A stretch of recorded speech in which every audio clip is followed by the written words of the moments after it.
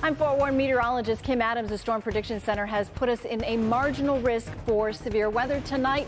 Right now, the storms are off to our northwest. We'll talk about timing coming up in the forecast. All right, Kim, also first and forward, tracking a cyber attack on a local school district. You'll meet the new president of baseball for the Detroit Tigers, Scott Harris, revealing the kind of environment he wants to create for the players. And here's Paula.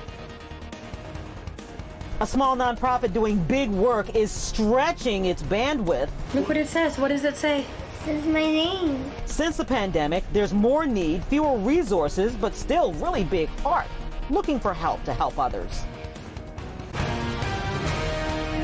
Live from downtown Detroit, Local 4 News First at 4 starts now.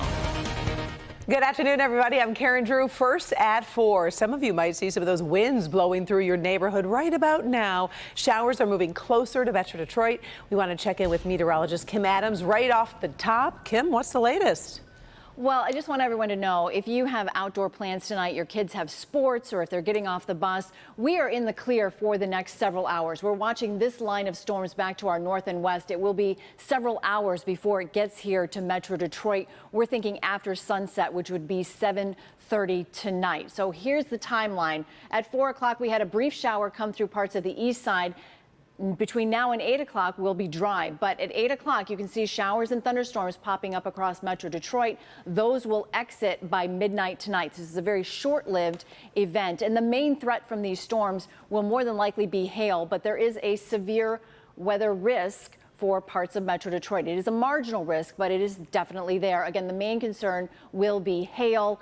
Because we're losing that daytime heating, I don't expect widespread severe weather. This is not an event like it was a few weeks ago when we had that strong line of storms come through. This is not the same type of situation, but you do need to be prepared, because between midnight and the overnight hours, even though we'll be clear, we have another chance for rain again and possibly some storms tomorrow. But for tonight, between 8 and midnight, there'll be some showers and thunderstorms with the potential for large hail. Tomorrow, once again, there is another chance for some thunderstorms. We'll talk about that coming up in the forecast in just a few minutes. All right, we appreciate it. Thank you, Kim. A cyber attack against an entire local school district cancels classes as leaders shift into crisis mode. We're talking about the South Redford district over in Wayne County. It posted an alert on its website saying the district is closed because of a cyber attack. Everyone is being warned to avoid using any devices issued by the district. The administration tells Local 4 it is working with cybersecurity teams to resolve the problem. Sean Lay working on new details at this hour. Right now, the district isn't sure if classes will actually resume tomorrow. We're going to have a live update for you when you join us at 5. City of Detroit suing the Census Bureau and the Commerce Department, accusing them of undercounting residents, especially Black and Hispanic citizens. City officials argue Detroit actually gained population and says the Bureau missed 20,000 residents in 2021. The suit bases that claim on Postal Service records, active utility accounts, and residential records. It says the Census Bureau is refusing to hear appeals, which is different than what happened in the past. Mayor Mike Duggan says the Census Bureau won't even share the formula it used to come to its conclusions. Federal court is going to look at this and say, did they violate their own rules in failing to have an appeal process? Is this discriminatory, and should we be able to see the formula? I have no doubt once we see the formula, it will be obvious to everybody where their miscalculation was. Because the miscalculation is so huge. Now remember, these census numbers are critical to things like government funding and congressional districts. Well, voting is underway on a proposed new contract for hundreds of professors over at Eastern Michigan University. You probably recall that strike canceled classes for many students just after the new semester started. The two sides battled over pay raises and health care costs until a deal was finally reached. The voting continues for a few days. We should have those results on Friday.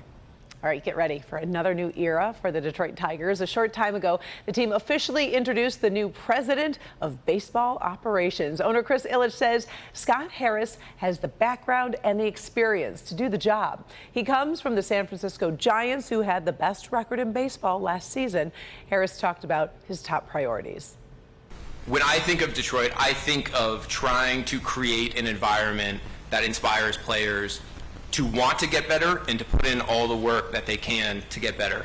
It also means creating an environment around those players, support staff, technology, coaching, development environments that inspire these players to get better. Lots of new ideas tonight at 5. Bernie Smilitz has more from that news conference with a closer look at what's next for the Tigers. And one of the big international stories today is Hurricane Fiona's march from the Caribbean into the Atlantic Ocean.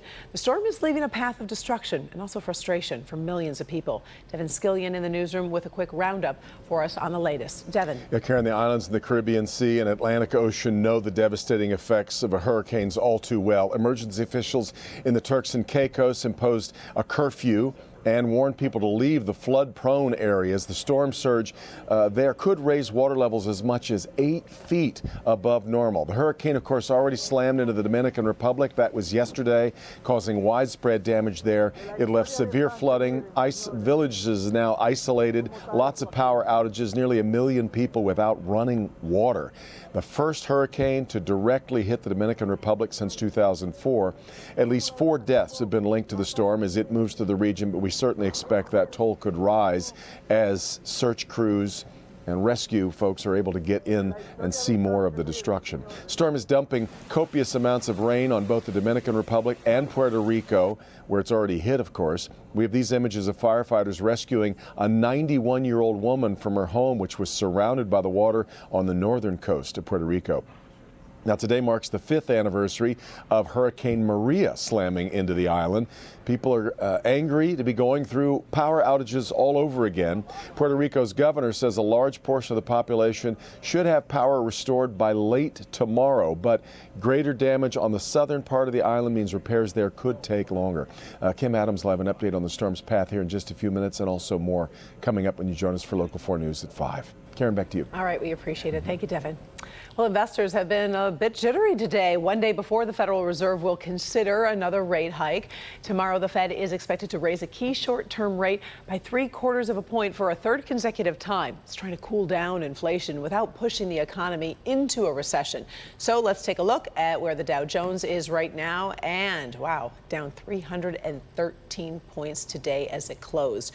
We're going to keep a close eye on the numbers again tomorrow for you after the Fed makes that decision. We're in the middle of some tough times for nonprofits, many struggling with falling donations, growing needs, and a lingering COVID pandemic on top of it all. Organizations like the Cancer Awareness Resource Network fill in for some social service needs. Paula Tutman shows us how big the job can be by focusing on one family who's been hit by challenges from so many different directions. You said you wanted a tiara, and you said you wanted a chocolate cake. Look what it says. What does it say? This is my name. What many people may not realize is the critical need nonprofits serve for their communities. So this is 7-year-old Isabella. Since spring, she's been battling not one, but 2 forms of cancer. There was the blood clot in the femoral vein, but there was also a mass in and around her femoral artery. So she had